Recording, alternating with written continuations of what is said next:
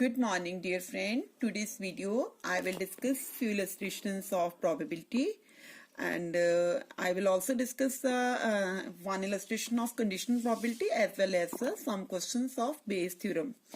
So first illustration is, if A and B are two possible outcome of experiment, probability of A is given 0.4, probability of A union B is given 0.7, probability of B is given P. For what value of P? The first question is, A and B are mutually exclusive. Mutually exclusive means there is nothing common in between A and B. For what value of P? A and B are independent. Independent means they are not dependent upon each other.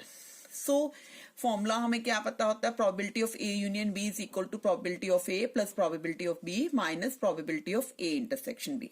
अब देखिए statement में क्या है, ए की value पता है, ए union B की पता है, बी की भी पता है. दैट मीन्स हमें ए इंटरसेक्शन बी की नहीं वैल्यूज पता. तो ए इंटरसेक्शन बी को हम कहाँ पर ले, लेफ्ट हैंड साइड पर ले, और ए यूनियन बी को हम राइट हैंड साइड पर ले. फिर इनकी वैल्यूज हमने पुट कर दी. प्रोबेबिलिटी ए की कितनी 0.4, बी की कितनी है P, और ए यूनियन बी की कितनी प्रोबेबिलिटी दी है 0.7. तब इसको सॉल्व करा, ये हमारे पास प्रोबेबिलिटी किसकी आ गई, A intersection B. A intersection B की प्रोबेबिलिटी कितनी आ गई, P का P 0.4 माइनस 0.7 दैट इज 0.3. अब फर्स्ट पार्ट में क्या कहा कि A and B are mutually exclusive. A and B are mutually exclusive means probability of intersection of A and B is equal to 0. Already हमने A intersection B निकाला है, वो कितना आया P माइनस 0.3. तो डेट मीन्स इसकी यहाँ पर वैल्यू पुट कर दी, P minus 0.3 equal to 0. P की वैल्यू कितनी आ गई 0.3. सेकेंड पार्ट क्या है, for what value of P A and B are independent. A and B are independent. Independent के लिए फॉर्मूला क्या होता है, P A intersection B is equal to PA into PB. अब देखिए ए इंटरसेक्शन बी का फॉर्मूला क्या है हमारे पास, ऑलरेडी हमने फाइंड आउट करी इसकी वैल्यू P माइनस 0.3. अब इक्वल टू PA कितना था हमारे पास 0.4, PB कितना था P. अब हमने क्या करना, P वाली टर्म्स को एक साइड पर रख लेना. ये P वाली टर्म हो गई 0.4 माइनस P वाली टर्म हो गई, तो P कॉमन आ गया 1 माइनस 0.4 इक्वल टू 0.3. अब इसको सॉल्व करा तो P is equal to 0.3 over 0.6 आ जा रहा. फर्दर इसको सॉल्व करा 0.5 आ गया. This is the illustration. That means in this sum ये हमें कहा हो गया था कि A की वैल्यू गिवन थी, A यूनियन B की गिवन थी, B की गिवन थी. तो हमने सबसे पहले इंटरसेक्शन की वैल्यू निकाल के फिर उसके ऊपर ही कंडीशंस थी, वो सारी कंडीशंस यूज कर ली. अब नेक्स्ट इलस्ट्रेशन देखिए क्या है. A man want to marry a girl having qualities. कौन कौन सी क्वालिटीज कहते हैं उसमें होनी चाहिए, व्हाइट कॉम्प्लेक्शन. सबसे पहले उसने कह दिया कि white complexion, the probability of getting such a girl is 1 in 20. अगर उसका फेयर कलर है, व्हाइट कलर है, तो उसकी प्रोबेबिलिटी कितनी है 1 over 20. Handsome dowry, the probability getting that is 1 in 50. अगर वो डॉरी लेके आती है बहुत ज्यादा, तो उसकी प्रोबेबिलिटी कितनी है 1 over 50. Westernise manners and etiquettes, probability is 1 in 100. अगर वो वेस्टर्नाइज है, मैनर्स है, इसको पूरे एटिकेट्स है, उसकी प्रोबेबिलिटी कितनी है 1 over 100. Find out the probability of his getting married to such a girl when possession of these 3 attributes in independent. That means वो कहता है कि जो उसने अपनी वाइफ सिलेक्ट करनी है उसमें तीनों ही क्वालिटीज हो. Probability of girl with white complexion की प्रोबेबिलिटी कितनी थी 1 in 20. That means 1 over 20. इसको सिंप्लीफाई करा 0.05 आ गया. Probability of getting with handsome dowry, handsome dowry की कितनी थी 1 in 50. 1 over 50 लगाया, इसको सॉल्व कर लिया. Probability of girl with westernise manners की कितनी थी 1 in 100. That means 1 over 100. अब उन स्टेटमेंट में क्या मेंशन करा है, these attribute, all these attributes should be independent. Independent का फॉर्मूला क्या हो जाता है, हमने प्रोबेबिलिटी की मल्टीप्लिकेशन थ्योरम अप्लाई कर लेनी है. उसका फॉर्मूला क्या होता है, PA into PB into PC. That means A किसके लिए हो गया, girl with white complexion. B किसके लिए हो गया, गर्ल विद हैंडसम डोरी. C किसके लिए हो गया, वेस्टर्नाइज मैनर. तीनों को मल्टीप्लाई करा, इसको सिंप्लीफाई करा, तो I got this answer. Now next illustration is,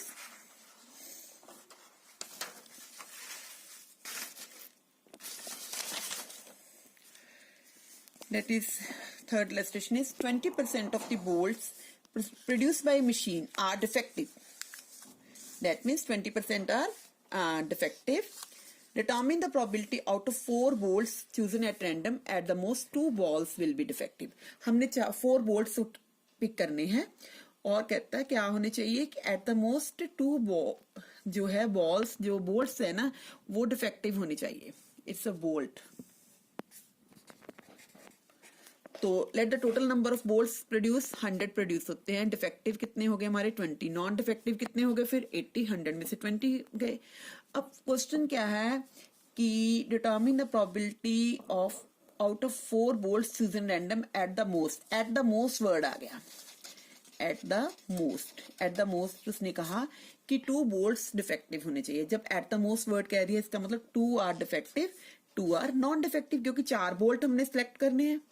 और एट द मोस्ट वर्ड कहा गया होता है तो तब इसका मीनिंग होता है कि इससे कम भी हो सकते हैं.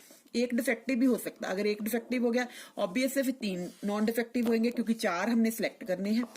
तो एट द मोस्ट वर्ड होने के कारण 2 भी हो सकता था डिफेक्टिव, 1 भी हो सकता, नन भी डिफेक्टिव हो सकते. दैट मीन्स कोई भी ऐसा भी हो सकता कोई डिफेक्टिव हो ही ना. इसका मतलब कोई डिफेक्टिव ना हो, मतलब 0 डिफेक्टिव हो गया. तो फिर नॉन डिफेक्टिव कितने हो गए 4, क्योंकि हमने टोटल सिलेक्ट कितने करने हैं 4. 4 का मतलब हो गया 0 + 4. This is the defective, this is the non defective. ये क्या था 1 डिफेक्टिव था एंड 3 नॉन डिफेक्टिव थे. ये था 2 डिफेक्टिव एंड 2 नॉन डिफेक्टिव. क्योंकि एट द मोस्ट वर्ड जब आ गया इसका मीनिंग हुआ है कि 2 तो हो सकते हैं, 2 से कम भी हो सकते हैं. 2 से कम की पॉसिबिलिटी क्या होगी 1 डिफेक्टिव भी हो सकता है और 0 डिफेक्टिव भी हो सकता है. अब हम पहले केस की प्रोबेबिलिटी निकालेंगे. 2 आर डिफेक्टिव. 20 डिफेक्टिव कितने टोटल 20 है. 20 में से 2 सिलेक्ट करने हैं. और नॉन डिफेक्टिव कितने हो गए 80. 80 में से 2 टोटल कितने हो गए 100. 100 में से 4 सिलेक्ट करने. इसको सॉल्व करा, कैलकुलेशन करके 0.1531 आंसर आ जाता है. अब नेक्स्ट क्या है देखिए, इसका सेकंड पार्ट क्या था. That means next is second case में क्या था देखिए क्या बोला. 1 is defective and 3 non defective. 1 defective means defective 20 है, 20 में से 1 एंड नॉन डिफेक्टिव कितने हो गए हमारे. नॉन डिफेक्टिव है 80. दैट मीन्स 80 में से 3 सिलेक्ट कर लेने. टोटल कितने हो गए 100C4. इसको सॉल्व करा, I got the answer 4190. Then third case में देखिए क्या है. थर्ड केस में है all the 4 are non defective. तो इसका मीनिंग क्या हो गया, डिफेक्टिव तो है ही नहीं 20C0 एंड 80C4. तो इसको सॉल्व करते हैं, सिंप्लीफाई करते हैं तो इसका ये आंसर आ जाता है. अब उसने कहा था eight the most 2 bolt defective. Eight the most का मीनिंग है कि आपने तीनों केसेस को ऐड कर लेना. पहले हमने वो केस निकाला 2 defective 2 non defective, 1 defective 3 non defective and 0 defective 4 non defective. तीनों को प्रोबेबिलिटी निकाल के उनको प्लस कर लिया. That is the answer of this question. अब नेक्स्ट इलस्ट्रेशन देखिए. This is a question of Bayes theorem. Bayes theorem में क्या होता है कि हमने जैसे हमारे पास 3 बैग्स है तो पर्टिकुलर मेंशन कर दिया जाता है कि you have to select the ball of first bag या second bag. Whenever bag is mention this is a question of Bayes theorem. तो जैसे देखिए company has 2 plants in manufacture scooters. Plant 1 manufacture 80% of the scooters and plant 2 manufacture 20%. Plant 1 85 out of 100 scooters are rated standard quality or better. At plant 2 only 65 out of 100 are rated randomly or well quarter bell quality or better. What is the probability that scooters selected at random come from plant 1? ये आ गया कि नहीं, 2 plant थे. That means तो आपने किस में से स्कूटर सिलेक्ट करना, प्लांट 1 में. जब भी ऐसे आ जाता है आउट ऑफ द 2 बैग में से फर्स्ट बैग में से सिलेक्ट करो, फर्स्ट बकेट में करो, फर्स्ट प्लांट में करो. इसका मीनिंग होता है this is the question of Bayes theorem. If it is known that the scooter is of standard quality. Second part क्या है, what is the probability that scooter selected at random come from the plant 2. पहले में क्या कहा, जो scooter select करना वो plant 1 में से और दूसरे में बोला प्लांट 2 में से हो. And it is known that the scooter is standard quality. सबसे पहले let A, B, C be the events corresponding to the scooter produced by plant 1, plant 2 and standard quality. देखो A हमने ले लिया प्लांट 1 के लिए, B ले लिया प्लांट 2 के लिए. एक इसमें क्वालिटी और है सम में कि स्टैंडर्ड क्वालिटी है. स्टैंडर्ड क्वालिटी का मतलब उसके लिए हमने C वर्ड यूज कर लिया, राइट. अब देखिए क्वेश्चन में क्या था, probability that scooter is produced by plant 1. अब प्लांट 1 की देखिए कितनी प्रोबेबिलिटी है. प्लांट 1 में क्या बोला था 80% ऑफ द स्कूटर्स. 80% मतलब उसकी प्रोबेबिलिटी क्या आ गई प्लांट 1 की 80/100.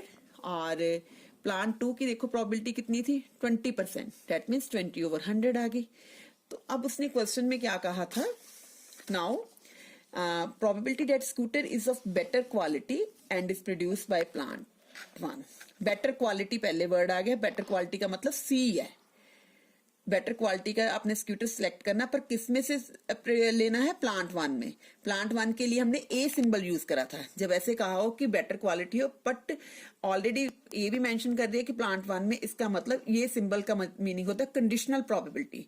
आपको कंडीशन दे दी है बेटर क्वालिटी का लो, किस में से लो, प्लांट 1 में से, दैट मीन सी ओवर ए, क्योंकि बेटर क्वालिटी के लिए सी वर्ड यूज करा है। तो उसकी उसने आंसर क्या दिया था, 85 out of 100 scooters are rated standard quality और बेटर। 85/100 हो गया। ऐसे probability that scooter is of better quality के लिए सी सिंबल यूज होना, and produce by plant 2। Plant 2 के लिए हमने क्या लगा दिया, plant 2 means B, better quality के लिए सी एंड इसके लिए बी, तो क्या आ गया 65/100, 0.65। अब देखिए क्वेश्चन क्या, what is the probability that scooter selected at random come from plant I, plant first में से आए। प्लांट फर्स्ट के लिए हमने क्या यूज करा, ए, इसका मतलब ए ऊपर लेना है, सी नीचे।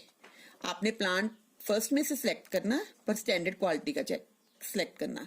तो इसके लिए देखो बच्चे फॉर्मूला क्या होता है, ए कंडीशनल प्रोबेबिलिटी सी, क्योंकि उसने कह दिया था प्लांट 1 में से सिलेक्ट करो, प्लांट 1 को ऊपर रख लिया, सी को कंडीशन है ये, इसको नीचे रखा। इसका फॉर्मूला क्या हो गया, इसको देखो, इसका रेसिप्रोकल ले लो, P A conditional probability C का मतलब होता है P C conditional probability A, P A over P C conditional probability A, P A plus P C भी। अगर 2 प्लांट्स है तो 2 का लिखो, अगर 3 प्लांट्स होंगे तो 3 का लिख लेंगे, क्योंकि फर्स्ट प्लांट में सिलेक्ट करना था। इसका फॉर्मूला ये हमेशा याद रखना है, C over A and C over A plus C over B into B, मतलब इसका रेसिप्रोकल ले लेते हैं, ऐसे याद रख लो। ए ओवर सी है तो इसका मतलब सी ओवर ए इंटू ए, नीचे आपने दोनों को ही लेना, 2 प्लांट्स है, इनके प्रोबेबिलिटी पुट कर दो। देखो सी ओवर ए की कितनी थी 0.85, ए की कितनी थी 0.8 थी, सभी के वैल्यूज पुट करी तो सॉल्व कर लिया, दैट्स आंसर फर्स्ट पार्ट का। अब सेकंड पार्ट में क्या कहा था, what is the probability that scooter selected at random come from plant 2। Plant 2 के लिए हमने क्या लगाया था, बी। प्लांट 2 के लिए हमने क्या यूज करा, बी मतलब प्लांट 2 में से सिलेक्ट करना, और स्टैंडर्ड क्वालिटी मतलब सी को नीचे रख लो। अब इसका यहाँ फॉर्मूले में क्या होता है, कंडीशनल प्रोबेबिलिटी जब बेस थ्योरम लगाते हैं, इसका रेसिप्रोकल ले लेते हैं। बी ओवर सी है तो क्या बन जाएगा, C over B into P B. नीचे आपने सी ओवर ए भी लिखना है और सी ओवर बी, नीचे कॉम्बिनेशन होता है हमेशा दोनों का, और ऊपर क्या हो जाना, बी ओवर सी का क्या बन जाएगा, C over B. That mean C over B की बजाय हम ऐसे कह सकते हैं सी कंडीशनल प्रोबेबिलिटी बी। तो इनकी वैल्यूज देखो ऑलरेडी हमारे पास है, सी बाई बी कंडीशनल प्रोबेबिलिटी की, इसका कितना आंसर है 0.65.2। ये वैल्यू सॉल्व करी तो I got this answer. This is a question of conditional probability and Bayes theorem. Bayes theorem में यही होता है कि जब आपके पास 2 या 3 प्लांट्स होते हैं, जब 2 या 3 बैग्स होते हैं, तो आपको मेंशन करा होता है कि you have to find this particular ball from first bag, from second bag, from third bag. इसका मीनिंग होता है कि ये सम हमारा बेस थ्योरम के साथ ही निकलना है। This is a question of Bayes theorem. Thanks dear friend. Please like, share and subscribe my channel. Don't forget to share with other also.